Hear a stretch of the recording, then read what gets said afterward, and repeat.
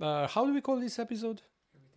Everything you wanted to know about the dogs, you just didn't have whom to ask. Okay, with Sasha Reese, and I'm gonna take you today through a next chapter on understanding how important the feet health is for overall well-being of the dog, and that can be impacted by unwillingly, actually, ruining the biomechanical model of the dog and harmony in dog structure.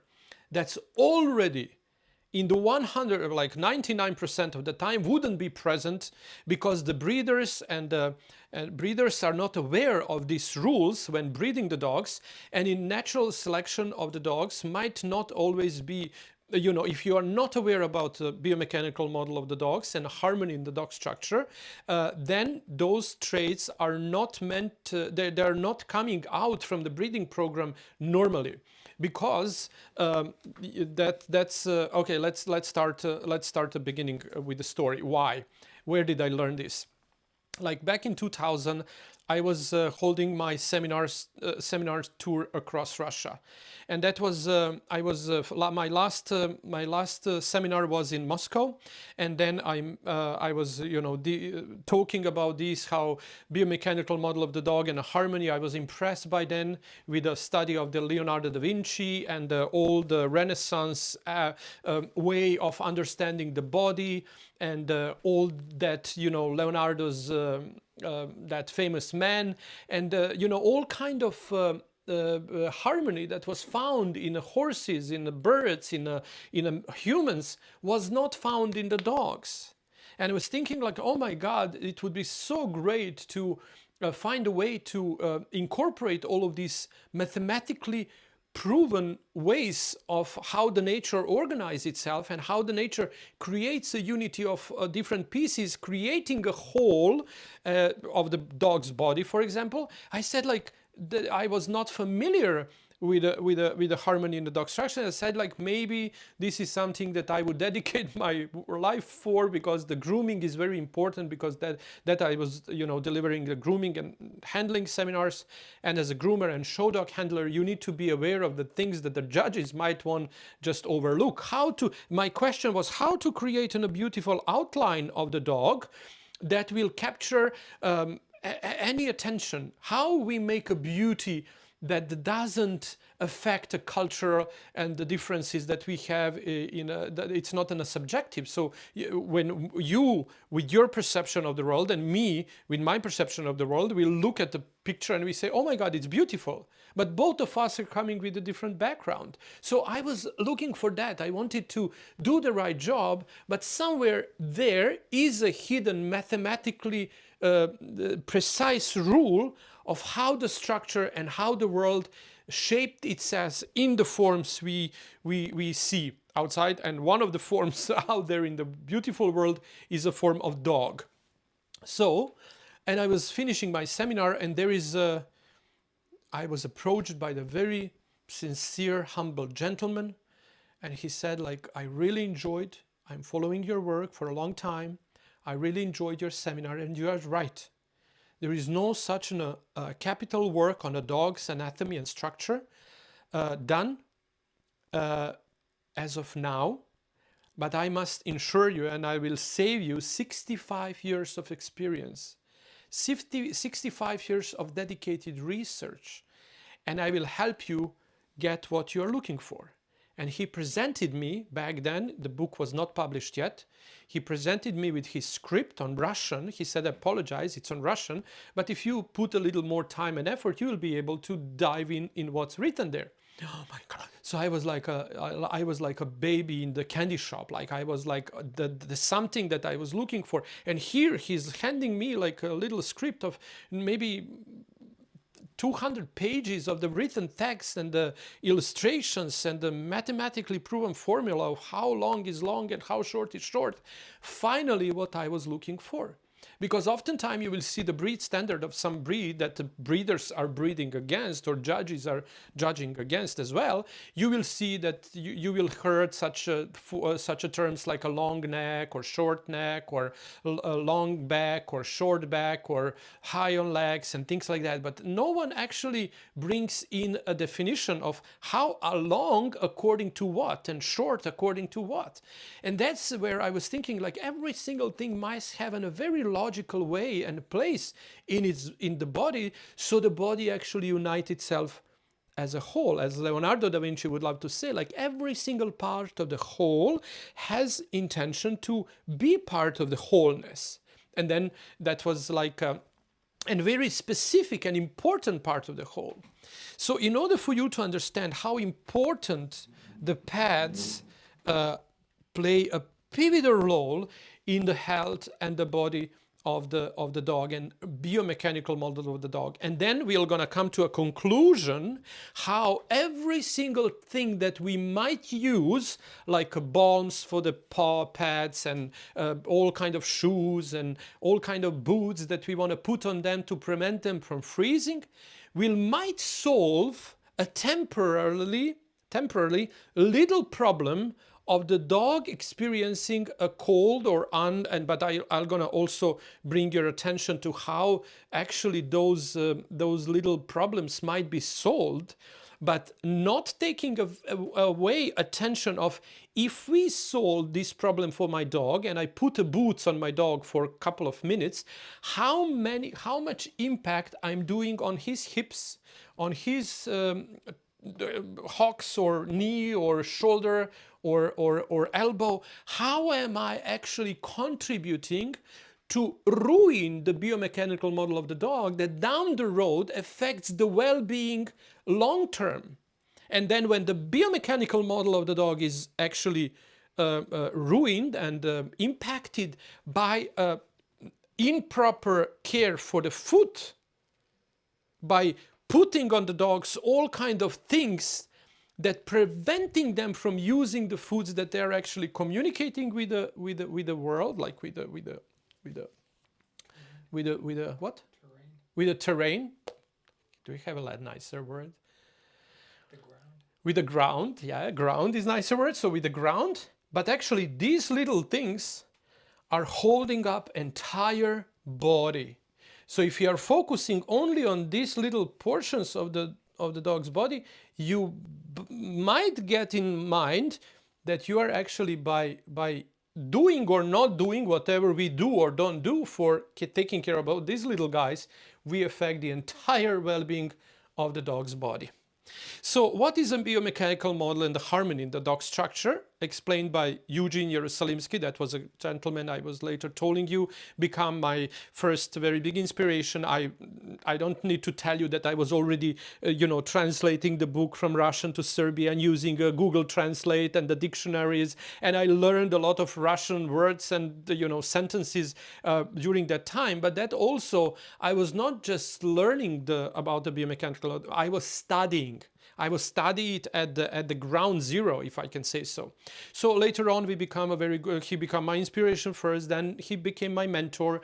I was running to Moscow every single free time I spent with him in his beautiful kennel. He had a wonderful kennel called Ave Concord. He was breeding the wonderful standard schnauzers together with his wife Elena, and then we become friends later on. And as well, I'm sorry that he just left the world. He passed away now.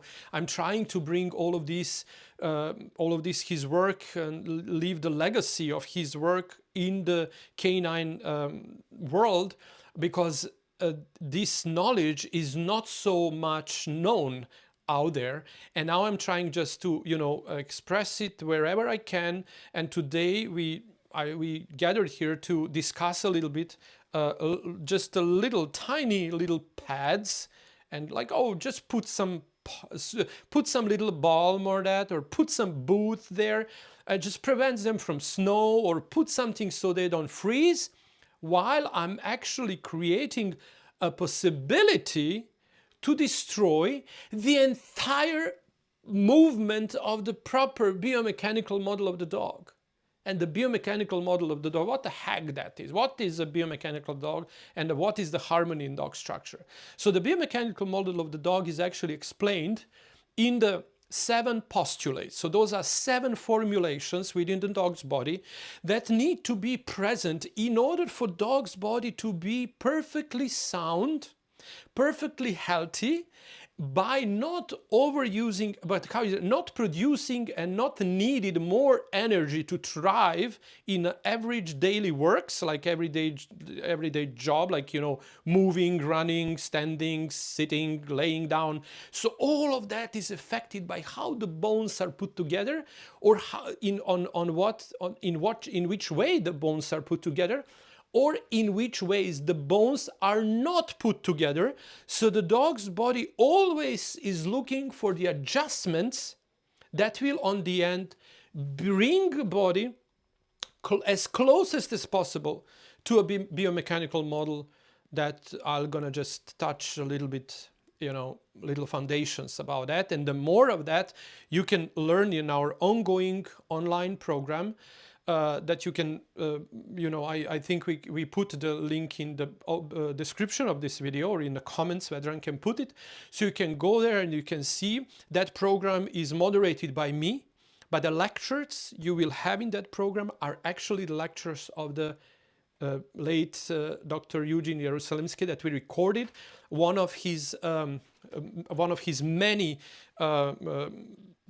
he was coming as a regular professor to my grooming academy, Canine Care Academy, and then he was delivering the lectures. This recorded lectures is one of them, and I'm gonna moderate and I'm gonna take you through that journey. It's an online course and it takes, like, you know, it's a very heavy duty program. If you really wanna dive into why you need to do things and how to, you know, educate yourself so you can make educated right choices for your, even if you are only doggy parent or if you are canine professional, this course is actually diving in deeper into understanding the real body of the dog, and then how you can help them overcome the obstacles that almost every single dog on this world has, because the biomechanical breeding, according to the biomechanical model dog, is unknown to a breeder. So they don't breed according to this. And then if you don't breed, then there is a perception and an expectation that you won't have an offspring that actually produces this sort of the body that's actually the most comfortable to live in. I have this average dog, happen to be a Doberman, but you know, it's an average dog's body. And now every single time when we want to create a short leg or like a long leg, this leg, dog leg, all kind of dogs, the biomechanical model of the dog is purposefully destroyed. So the adaptation of the dog's body in order to balance missing the biomechanical model that's missing is giving us the shape and the form of the dogs that we see other breeds, like short hair breeds, brachycephaly breeds, breeds like Coton de Tuléar, or those breeds that are like arched top line, like Bedlington Terriers, things like that. So biomechanical model of the dogs in those breeds is actually not presented in itself, in its value, but what's done to those breeds, it's a biomechanical model of the dog is intentionally ruined by breeding according to the trade, and then the body adapting to perform some things made a shape of the body that balanced biomechanical model of the dog that's absent. So then how the body balances itself. So let's just go through the 7 little portions of the biomechanical model of the dog. So biomechanical model of the dog is actually expressing and analyzing the structure of the bone structure of the dog. So that's very important to understand. When we talk about a biomechanical model, we are assuming the hard structure of the dog's body. That's a bone structure. So what gives the foundation on which everything else is built on? Okay, so First postulate is actually the very important one, and I'm gonna maybe just take a little more time here, and then I'm gonna just run through all of the other postulates to come to the conclusion and to the little paw here. But first postulate that he says that actually is important, that the length in between highest point of the wither and the base of the tail is called top line. And the very important part of that is that the top line is divided in 3 different pieces, and that would be a back, that would be a loin, and that would be a sacrum, like a sacral part of the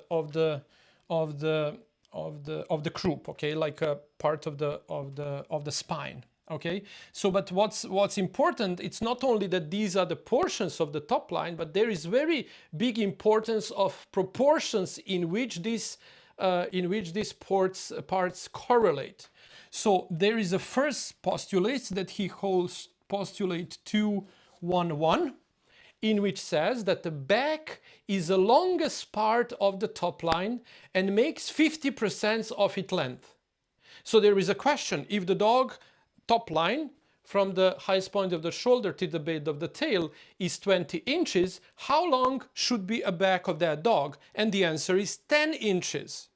So now you see how important it is to understand what is a measurable mathematical way of understanding the dog's balance, body and symmetry, because that comes out from these rules that he came up with by 65 years of dedicated research and over 7,000 dogs analyzed, measured, in order to put them in a perception out from which he was able to extract the biomechanical model and harmony. And not only that, his credentials were very important for that, because he was a canine enthusiast, a breeder, a long-time servant to a Russian Federation Russian Kennel Club. He was elected to be, when he was just 19, he was elected to be a president of the Doberman Club, and that's how evolution of the biomechanical model actually started. And then on the other part, that was his passion, was a kinology, so canine passionist, and then he had his degree in biology, in etiology of the canines, like a biology itself, and then mathematics. So he was able to combine all of these 3 pieces together in order to be able to imagine that there's something like this might exist within the dog's body as well. So now you know when it says like a top line and a back, and how you coin these terms, because obviously sometime when you would ask people, oh, show me the back of the dog, and they would say, oh, this is the back of the dog. No, honey, that's the top line. And the back dog, that's only portion of the top line, and it's only a first part of the top line that's called back. Okay, so that would be the first postulate.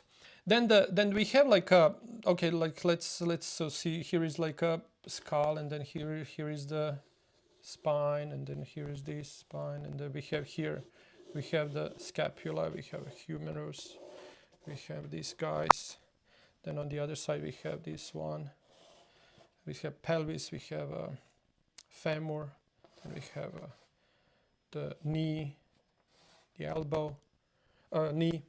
So now the one that goes from the second one is very important for us to understand how and where how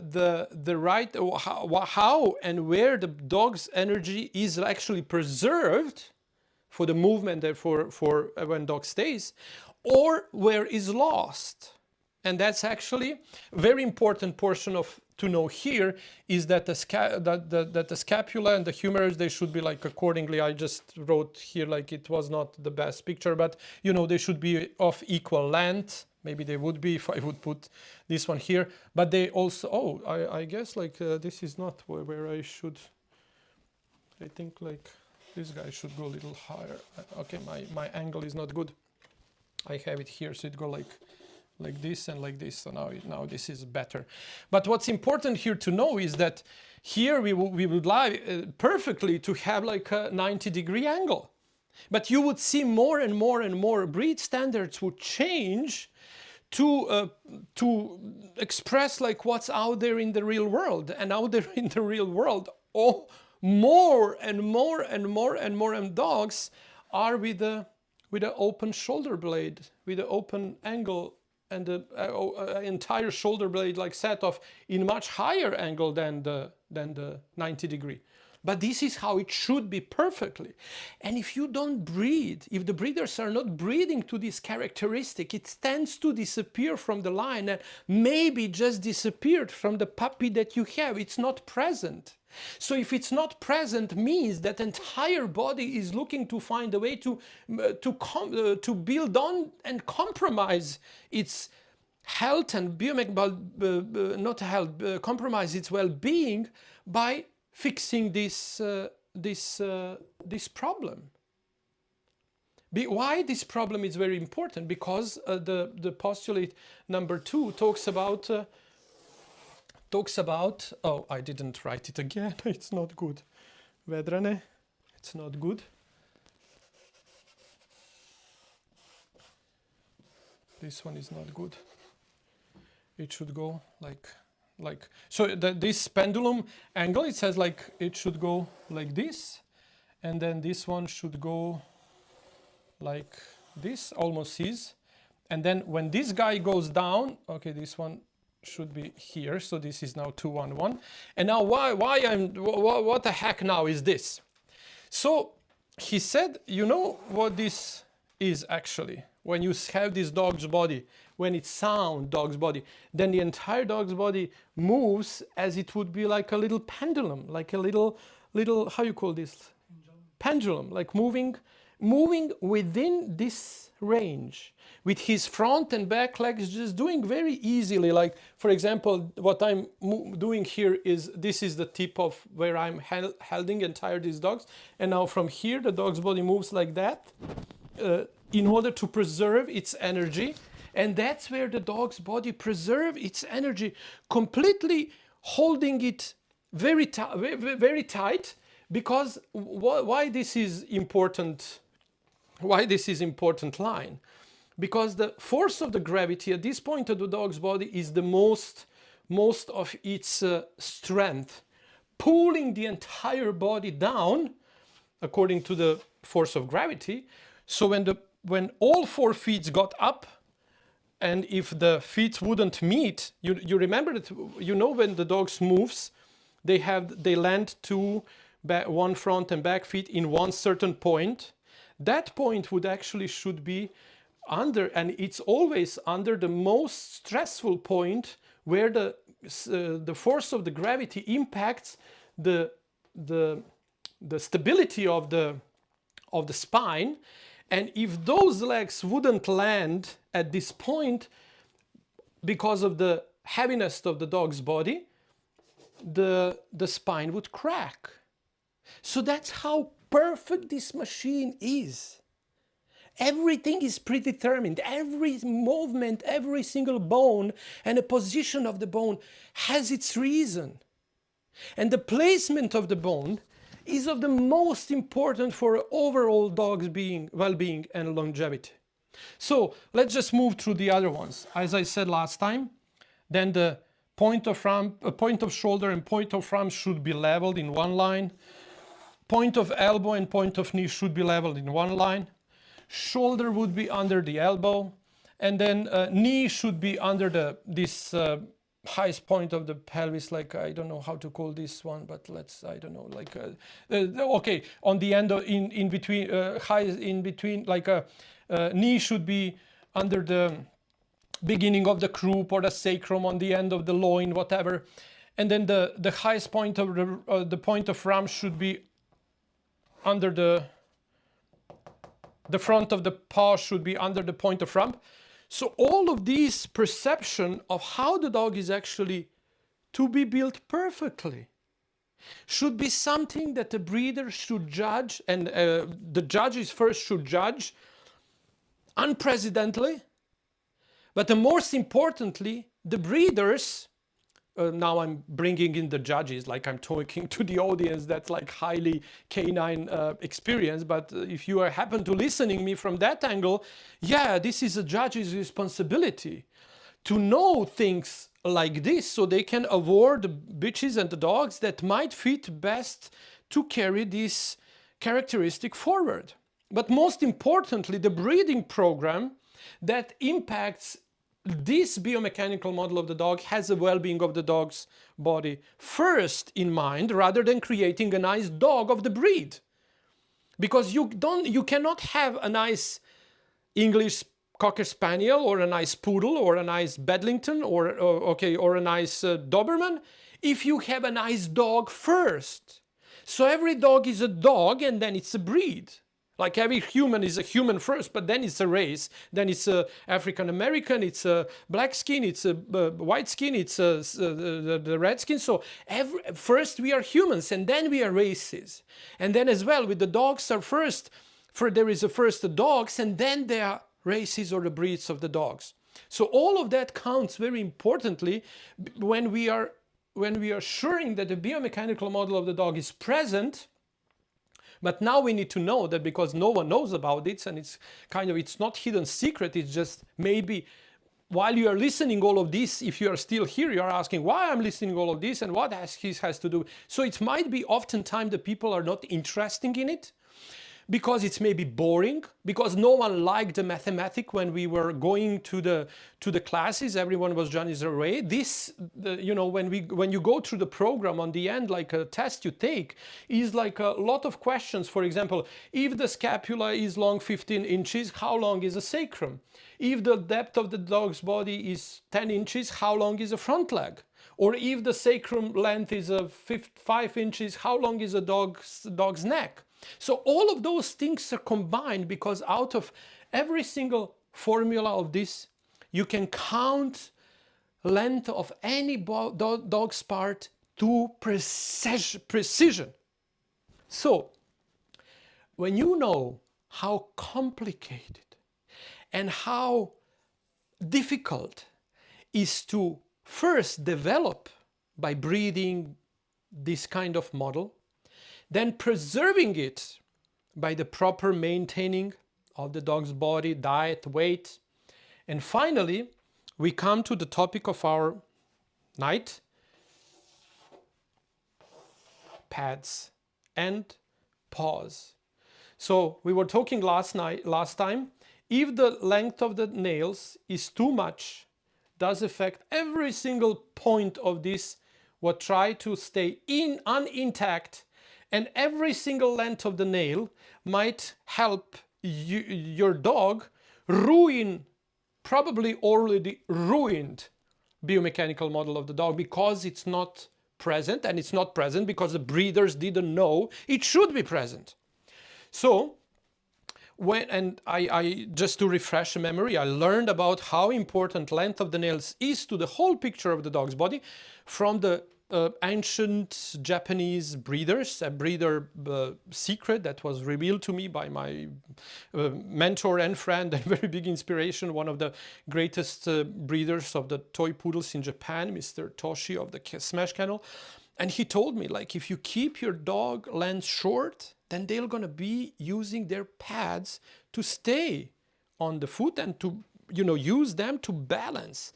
And not only to use them to balance, but they're going to use them to bring the best out from the biomechanical model of the dog. No matter of which kind of model is, if you are balancing your dog on the feet, they will take a maximum out. The body would be developed in such a way that when they are moving, they're actually exercising their muscles differently.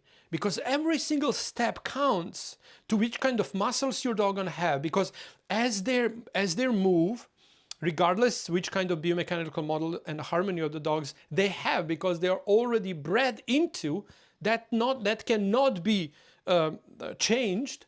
What happens through the life is that every single body tends to get itself to this state. And it might provoke tension of some muscles, release of some muscles, length of some muscles, arching of some of parts of the dog's body, like for example the spine. I get a very beautiful lady. I had a class this morning, and she told to me, like, oh my God, like I saw her arching, like I saw her having a little arch lately, and as I started to cut her nails slowly, as you told me, like once a day and things like that, and as I'm not hearing her clicking anymore in the house, I was thinking I'm actually crazy, but her spine got leveled. So that was very interesting, that you might immediately can see the outcome of how the dogs actually can be hurt by just having a long nails. Now, when we are coming to a point of the pets, you have a lot of people that like their dogs, and we are cuddling with them, and then we are touching their pets. They feel so rough, right? And we said, I don't want them to have so rough. Like, please, can you just, and then you have entire companies making those balms in which you will just, just create them, make them softer. So I can pet them. They can be softer, and then you have all kind of those things that. Then the company would say, like Outram, they are doing that because there is a market for it. The people want to buy those things. Like those people that are producing it, they're not intentionally wanting to harm anyone, even though the harm does happen, because the moment you create a soft pads to your dog, the moment is that your pads cannot stay compact.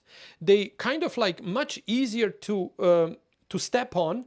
They soften like a little rubber, like a little, how can I say, jelly, right? Jelly. And that's exactly, again, ruining every single point of these that need to stay intact. And the only way to do that is to have the pads as strongest as possible. And then on the other side, you will say, oh, we are producing these balms so you can just make them be soft, but it's just for the protection. But I understand which kind of protection we are talking about if we are giving, protecting the feet.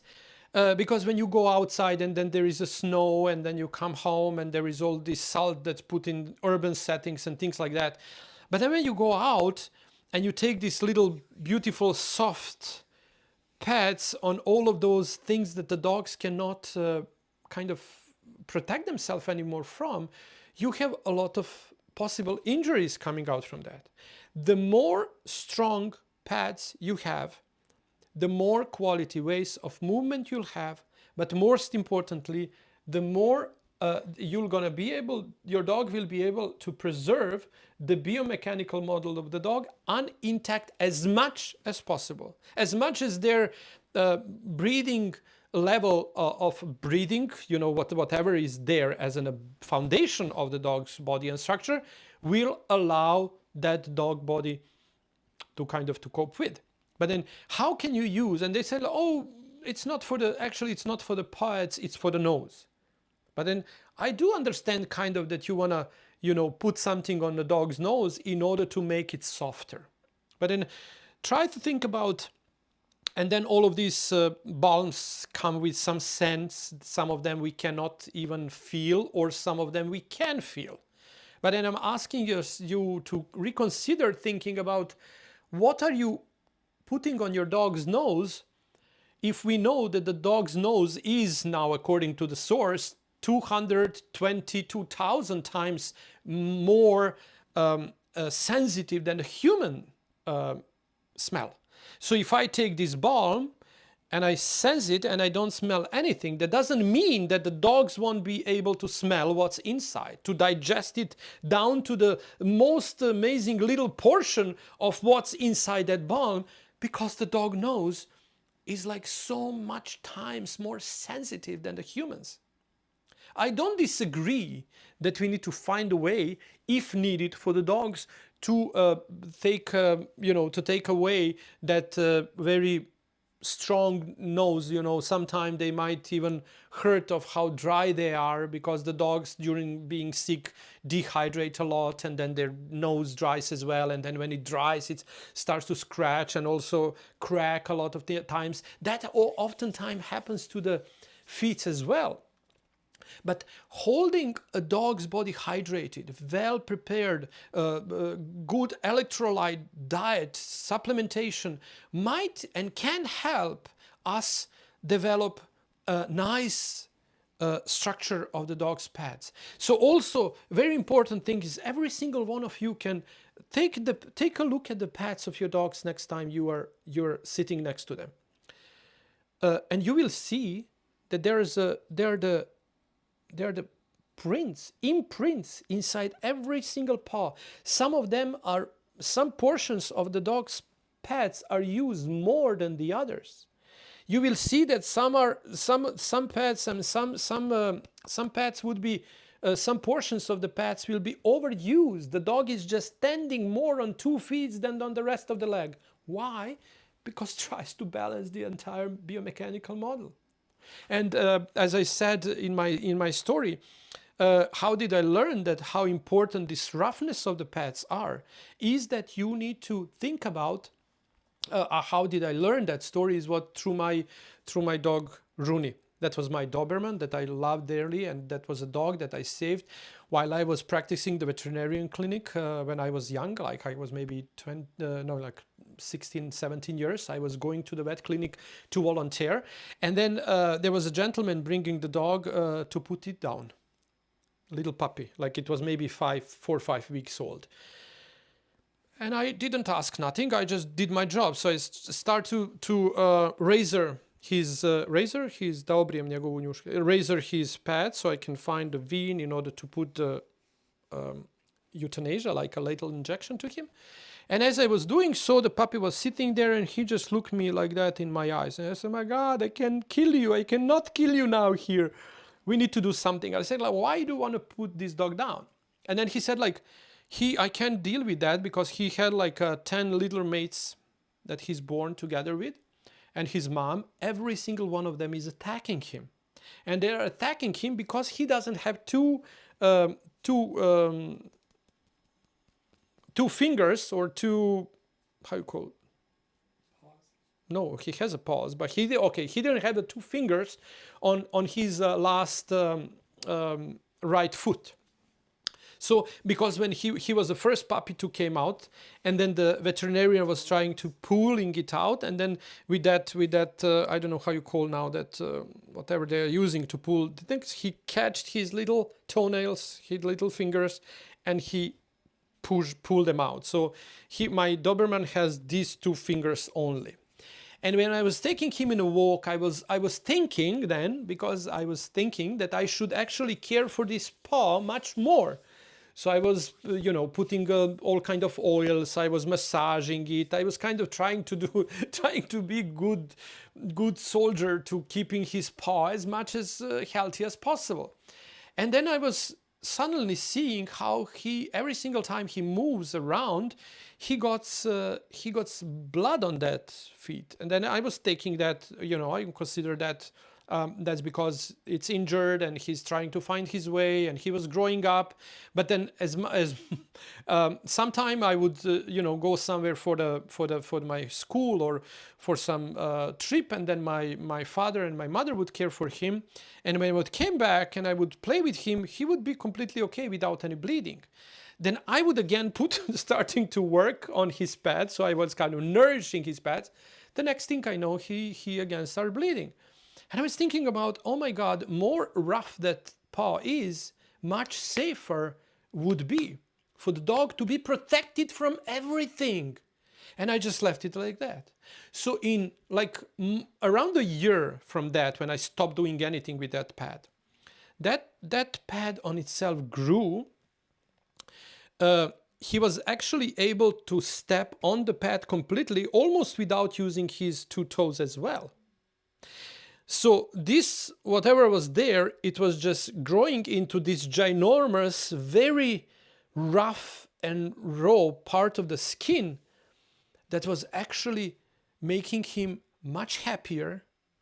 He was able to run and run and run in the yard and on all kind of fields. What was more important, I was taking him with me on a bicycle and running on the concrete surface, and he didn't have any injury on those trips, because I didn't want to take him, because I knew that he was just, having this little jumpings around. His little foot will go completely bloody. And then I would again care for that and put it together, and then, kind of like care. And then more I cared, more mess I did.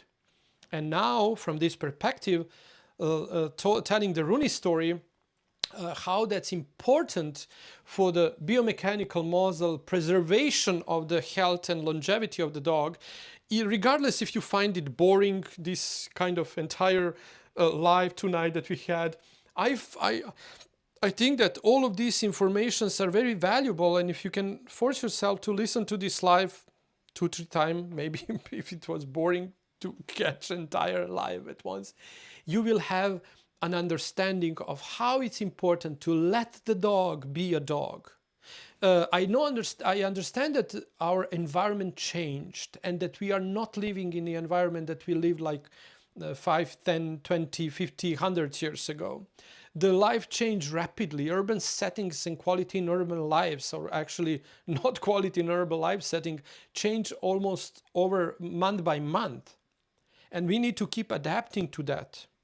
But I think like more, and now now I was thinking about this, now we have all of this movement of boots and shoes and rubber bands and rubber shoes and all kind of shoes and everything to the footwear, where actually the proper footwear is care, let the nature care for itself, and just cut the little coat that's there. So the coat on itself, it doesn't preventing them from landing on their feet. Cut the nails short so you don't feel clicking them around, and then you will know that you did actually everything that you could do in order to help dog achieve the maximum possible effect of its biomechanical model of the, regardless how much the particular dog of yours biomechanical model of the dog is off, away from the perfect one. Because I must assure you that even in my lifelong service as a show dog handler to one of the world's top show dogs, some of which had over $1 million careers in only 1 year, how much was invested in their life as a show dogs, traveling them around the globe in order to keep them in a perfect condition. I was always from beginning and being impacted how amazing is when you find such a sound dog that has almost every single, at least 4 of these 7 biomechanical model postulates. And Jerusalemsky also said that if you breed for the 2-1-1, particularly, the rest of the system might fall in place. But if you don't have 2-1-1, then you don't have a biomechanical model of the dog present anywhere.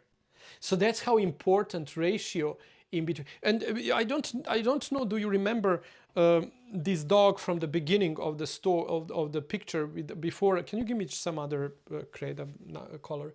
When you see this dog before, let me just try to go through this dog and have him, let's say, red. Oh, okay, green. I don't know, green. Is it a green 2? Is it a green 2? Can you give me red? Red is maybe, you see better red. So we have it here.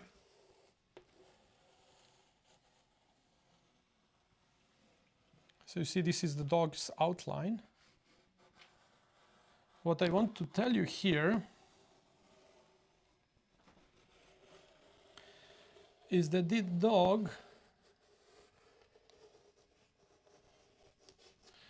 dog, the red dog here, doesn't appear to be any special.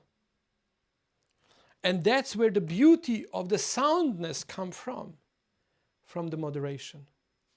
When you breathe, now this is what you can learn from the Jerusalemski if you enroll the course, or I can tell you his words because I kept hearing them in my head for now 25 years almost every single day, because every single day I read something, or I talk to someone, or I lecture someone on a biomechanical model of the dog.